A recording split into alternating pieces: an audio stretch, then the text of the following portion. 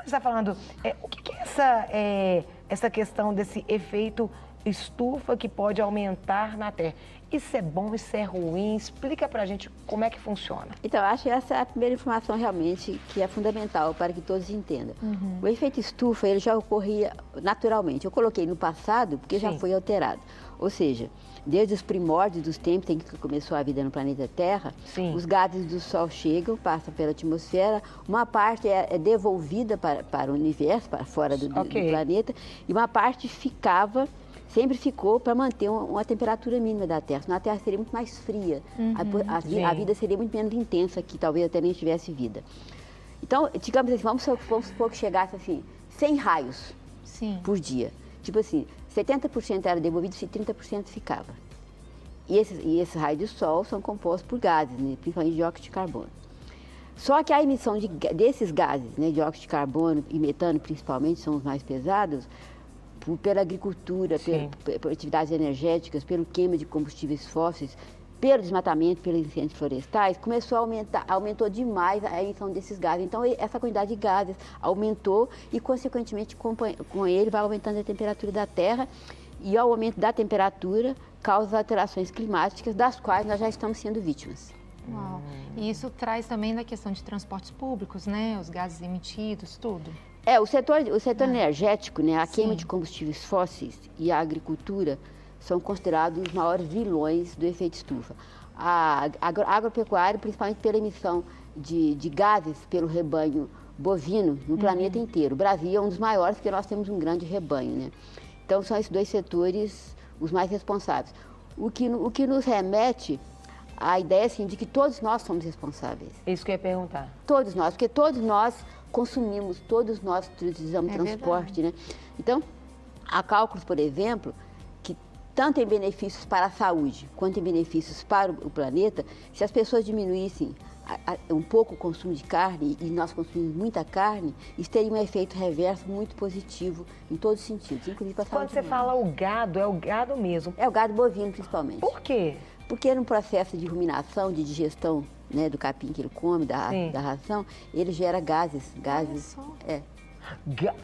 Muito gás, De efeito estufa, De efeito estufa? Na hora de comer? Não, ele emite esses gases, né? Liberando? Libera esses gases na atmosfera. Flatulência mesmo? Exatamente. Olha, gente, que interessante. Então, quanto mais gado, mais efeito estufa. Você imaginava isso? Não. Eu nunca que eu ia imaginar. Por isso que é bom estar no de tudo um pouco, né, Carol? verdade. Que a gente tem informação. E como? Assim, e o consumo nosso é muito grande, né? Uau. Muito grande. Faz mal para a saúde. Vermelha ainda... Faz mal para a saúde, principalmente em grandes quantidades, sabe? Sim. E faz mal para o planeta. Né? Mas, infelizmente, ainda as pessoas não pensam nisso, né? Pelo contrário, a cultura do churrasco o dia inteiro, com cerveja, o dia inteiro, carne, cerveja, continua cada vez mais forte no país. Né? Vamos ler algumas manchetes, Letícia? Aí a respeito de mortes, gente. Mortes por calor. Uma delas sobe para 33 aí o número de mortes por calor no Canadá. Nossa. E temos mais. Onda de calor no Japão causa 65 mortes e leva 22 mil pessoas aos hospitais. Uau! Outra notícia, 3 morrem na Espanha por onda de calor. E mais uma, onda de calor deixa pelo menos 65 mortos no Paquistão. Para chegar a matar, explica, não é fácil não para matar, não. São países que assim, não estão acostumados, né, com essa temperatura, né? Dentro dessas perspectivas sombrias de aumento do calor, o Brasil é um dos países que está em destaque. Agora, o problema é que o seguinte, é difícil esperar que as pessoas individualmente, espontaneamente, ela tomem posições. Sim. Por desconhecimento, porque não querem, porque não sabem o que fazer.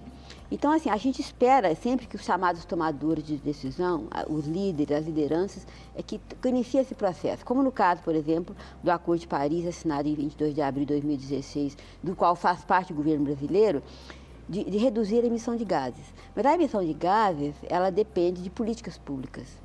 E não é só a responsabilidade dos órgãos públicos ambientais, é a responsabilidade do Ministério da Agricultura, do Ministério da Indústria e Comércio. Sim. É responsabilidade de uma política muito mais forte do que nós que temos de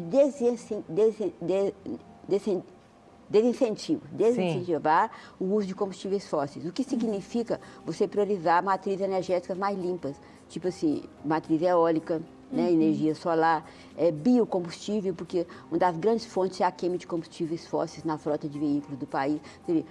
Não tem um candidato esse ano à eleição que pelo menos tenha dito assim aos eleitores, olha, vamos começar a discutir um projeto, nem que seja daqui a 50 anos, a ser executado daqui a 50 anos, de fortalecer, implantar uma rede ferroviária e diminuir o transporte através de caminhões. Ninguém fala isso. É verdade. Então não adianta você falar... Ou então só pensam nisso por questões urbanas, de trânsito ruim, se pensar não pela questão da...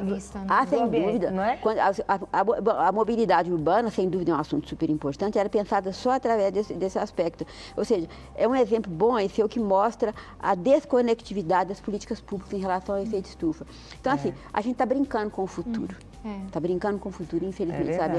E pior, há pessoas importantes nesse chamado nível tomadores de decisão que ainda fala assim, não, isso é mentira. O Donald Trump, não precisa muito que acha que isso é mentira. Quer dizer, você tem um painel de mudanças climáticas da ONU que reúne mais de 2.000 cientistas do mundo inteiro que apresentam matrizes matemáticas que mostram as possíveis consequências. No mínimo, a posição teria que ser o seguinte, olha, eu até não acredito muito não, mas como tem muita gente que entende o assunto, que está falando isso, por precaução, pelo princípio da precaução, nós temos que adotar medidas. É tão complicado, né? Porque a gente vê quase 200 países se mobilizando, como a senhora disse, num acordo, que é o Acordo de Paris, mas a gente vê que no dia a dia, no cotidiano de cada país, não está sendo nada resolvido, né? Não, o Brasil não está nem cumprindo, eu te digo, nem 1%. Um dos dados que mostra isso, a redução das verbas do Ministério do Meio Ambiente, ela aumenta a cada ano. Esse é um dado, é claro que são outros. Como eu disse, um aspecto super importante. Se o Brasil que realmente cumpriu o Acordo de Paris, ser um país responsável, ele teria que implantar uma política de Estado, o que significa envolver todos os outros órgãos da administração pública. Não é responsabilidade somente da área ambiental. Você vê, implica em mudanças comportamentais, implica em políticas econômicas, políticas energéticas. É muito mais complexo que falar, não, o Ministério do Meio Ambiente resolve o problema. É uma conscientização também, né, de cada indivíduo. Deveria ser implantado alguma questão assim, você acha, Carol? De conscientizar o ser humano, olha, por exemplo, não sair tanto com carro. A gente volta àquela questão batida. A gente começou a ter em São Paulo, mas também por causa do fluxo. Teve também em Belo Horizonte, mas também por causa do fluxo. Isso que você falou é interessante. A gente volta a uma questão super batida em todo o setor da nossa vida, da corrupção, de tudo, que é a educação. É isso aí. Essa questão devia ser colocada na infância, no ensino fundamental, primeiro ensino fundamental. As crianças deviam começar a aprender, elas sempre mais deviam aprender cooperação, igual os lixos. Separar exatamente. Outro, mas os livros didáticos que são aprovados pelo Ministério da Educação são de uma pobreza na área ambiental que vocês não acreditam. Vamos falar também sobre o aumento do calor, a gente quer que a senhora explique pra gente, né, que tem manchete falando que os eventos climáticos extremos devem ser cada vez mais fatais. Sim. E outra cada vez coisa, mais fatais. Né? Que assustador. Explica pra gente com relação a isso. Você imagina, por exemplo, aqui... De quanto tempo, assim, mais fatais? É difícil. Cada vez os cientistas encurtam mais o prazo para que a temperatura suba. Antes ia até 2080, agora já está chegando cada vez mais perto. É difícil estimular realmente assim, uma data exata.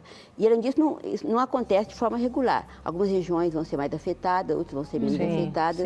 Então, as coisas vão pipocando. Agora, por exemplo, quando as pessoas, assim... Eu fico impressionada que as pessoas nos... Para mim, isso era uma questão, assim, de sair às ruas e exigir políticas públicas. Por exemplo, a elevação do nível do mar, que nós já temos diversos países já com problema. Isso pode significar catástrofes socioeconômicas que as pessoas não imaginam. Pensa o seguinte, imagina um cenário em que milhões de pessoas terão que se deslocar do litoral para o interior do país. O que é que isso significa em termos socioeconômicos? E o interior não está preparado para isso. É claro que não. Sabe? Então, normalmente é o inverso, né? Então é o seguinte, muitas vezes, assim, outra coisa, por exemplo, as alterações climáticas, né, aliadas ao desmatamento, aliás, que o desmatamento é uma das causas, elas interferem cada vez mais no ciclo das águas. Ou seja, o ciclo da água muda cada vez mais. A água não vai embora do planeta, mas ela se desloca e muitas vezes as populações que dependiam delas já não têm muita essa água perto. Então, assim, muitas vezes acontecem guerras, acontecem conflitos, que na verdade são conflitos de origem ambiental. Mas assim, é falado que é por motivo ou outro. No fundo, a luta pela água é um conflito ambiental, um conflito decorrente da intervenção humana no planeta. Sim. Tem até alguns filmes, né, que tratam um pouco disso. Verdade. Será que é um lampejo do que pode acontecer? Tem filmes como 2012, O Olho do Tornado, com os filmes falando do que pode acontecer em relação a catástrofes na Terra. E seria um desses fatores, Se você tomar esse exercício futurista dos filmes, tendo como exemplo que muitas coisas já se tornaram realidade, por exemplo, o uso de robôs, né? Que há 50 anos atrás era um mero exercício de ficção científica. Sim. Se você tomar os livros do Júlio Verne, também que era, né, de Viagem ao Fundo da Terra, né? Se você for tomar isso como exemplo, o que você está falando é muito pertinente. Ou seja, esses filmes catastróficos, infelizmente, eles podem refletir realmente uma realidade possível e talvez não muito longe da gente. Vocês provavelmente vão ver isso muito pior do que eu. Complicado, hein, gente? E mais uma notícia, né, que a concentração de gás carbônico na atmosfera em 2017 foi a maior na história. Ou seja, está mostrando que o Acordo de Paris até agora não saiu do papel. Não saiu do papel. Ou seja, nós não estamos conseguindo reduzir as emissões de gás carbônico. Ou seja, em 2018 também, se a gente não fez nada, está aumentando. Seguramente. Está pior do que antes. Exatamente. Aqui em Minas Gerais, o último estudo que foi publicado, foi pela Fundação Estadual do Meio Ambiente, não foi publicado mais nenhum, que mostra, inclusive, o desinteresse do poder público pelo assunto, mostrava que entre 2005 e 2014, o lançamento de gás de efeito estufa no estado aumentou 25%. Estudo publicado pela Fundação Estadual do Meio Ambiente. E tudo isso depende de políticas públicas. E as políticas públicas, infelizmente, dependem da pressão da sociedade. Né? Enquanto a sociedade não considerar socialmente intolerável esse assunto, os dirigentes não vão mudar. Quer dizer, talvez não resolva tudo, mas a sociedade considera socialmente intolerável, por exemplo, o crime. Então, assim, não é que o crime tenha acabado, mas se vocês imaginam se não houvesse repressão, punição e tudo, seria muito pior, concorda? Sim. Então, assim, só o que se torna socialmente intolerável, e o socialmente intolerável muitas vezes se expressa através do voto nas urnas, é que faz os tomadores de decisão, os políticos, mudarem de atitude. Pode falar, pode comentar. Assim, infelizmente, às vezes as pessoas esperam, né? Nós esperamos algo acontecer para nos conscientizarmos. Então, que possamos nos conscientizar agora, enquanto há tempo, né, Carol? Isso que você falou, para mim é a maior verdade. Nós temos culturalmente, nós gostamos de ser vítimas. Nós nunca somos sujeito, sabe? É claro que as pessoas, a sociedade não é a única envolvida nisso. Você tem a indústria, você tem o governo, mas se você for pensar enquanto consumidores que nós somos o setor mais poderoso desse cenário. Porque imagina, se você resolver, se a sociedade resolver que ela não vai comprar um determinado produto ou diminuir o consumo dele, nossa, isso aí tem um efeito reverso violentíssimo. Então, enquanto cidadãos, enquanto consumidores, enquanto indivíduos, nós temos um poder que a gente ainda não conseguiu usar, infelizmente. E que depende do que você falou, da conscientização, da educação, de deixar de ser vítima e passar a ser sujeito. É verdade. Se cada um fizer um pouquinho, né, gente? Se a gente fizer a nossa parte, isso faz diferente. Exatamente. O pessoal fica, porque um não fez, também não vou fazer. Você é como o outro. Né? Você está se promovendo também. Né? Comece comigo, comece com você. Quando todo mundo faz, é que você soma o faz de todo mundo e você consegue mudanças, né? Tem mais uma manchete que também assusta. Brasil terá aumento de mortes por onda de calor, diz estudo. O Brasil, nos estudos, nas projeções do painel governamental, do painel interclimático da ONU, o Brasil é colocado como um dos países que deverá mais sofrer as consequências das alterações climáticas, com elevações de temperatura em alguma região, que podem causar, certamente irão causar muitas mortes e muitos outros problemas para a sociedade. Infelizmente.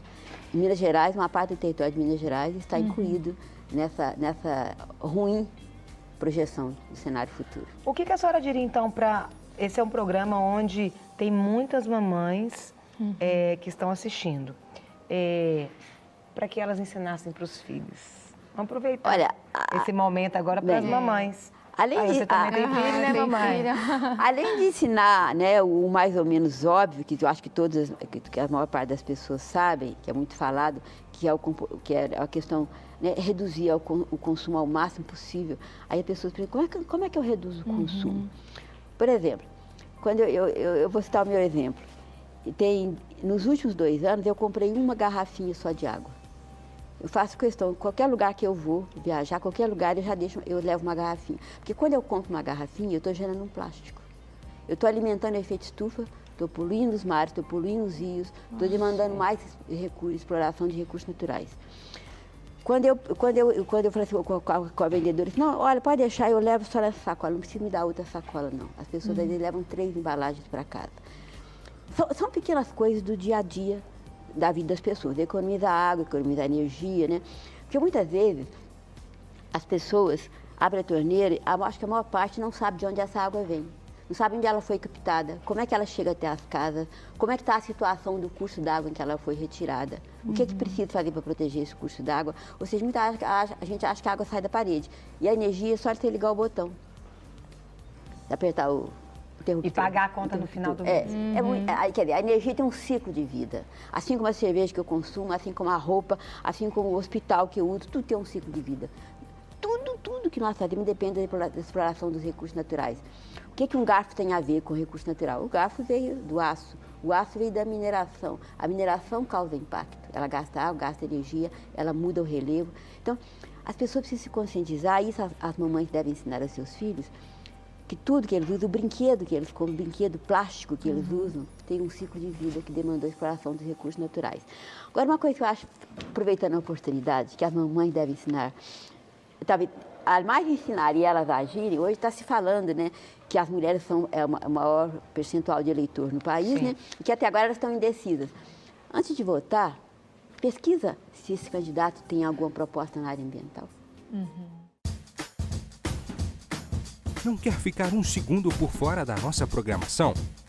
Agora você pode nos acompanhar através das plataformas digitais.